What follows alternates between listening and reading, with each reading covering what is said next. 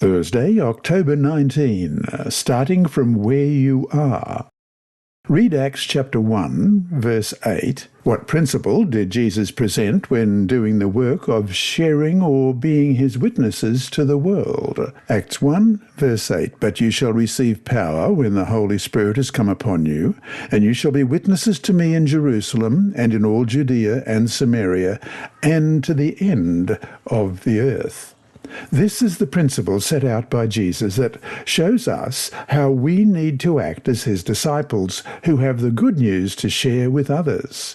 Sharing the truth is not about convincing others how wrong they are, but about sharing Jesus as portrayed in the three angels' messages of Revelation 14, 6-12. And just to remind ourselves, let's begin at verse 6. Then I saw another angel flying in the midst of heaven, having the everlasting gospel to preach to those who dwell on the earth, to every nation, tribe, tongue, and people, saying with a loud voice, Fear God and give glory to him, for the hour of his judgment has come, and worship him who made heaven and earth, the sea, and springs of water.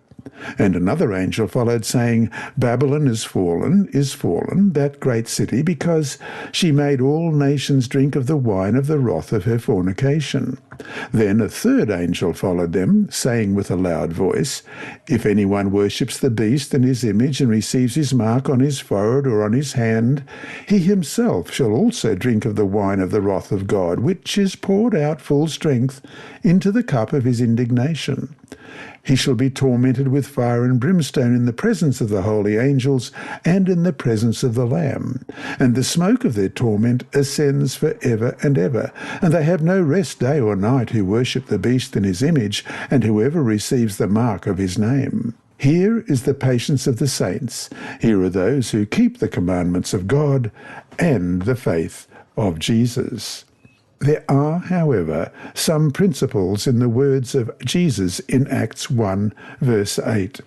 First, you will be my witnesses in Jerusalem. As we have seen, but it is worth repeating, we are to be his witnesses in the place where we physically reside. This may include our own home, our church, our neighbourhood, and our community. We need to be his witnesses first where we are, in the area he has initially placed us, home or work, and to be his witnesses to the people closest to us. It can be close family or extended family, church people, work colleagues, neighbours, and the community. Sometimes people are interested only in going off to a far country and alien culture to be God's witnesses, but they do not witness to people around them now. We should begin where we are and move from there as the Lord leads us. Next, in all Judea and Samaria and to the ends of the earth, Acts 1 verse 8. Again, Jesus affirms the reality that witnessing involves crossing cultural boundaries. Beginning from where we are, we may be called to move to other areas to reach out to different social, ethnic, and religious groups.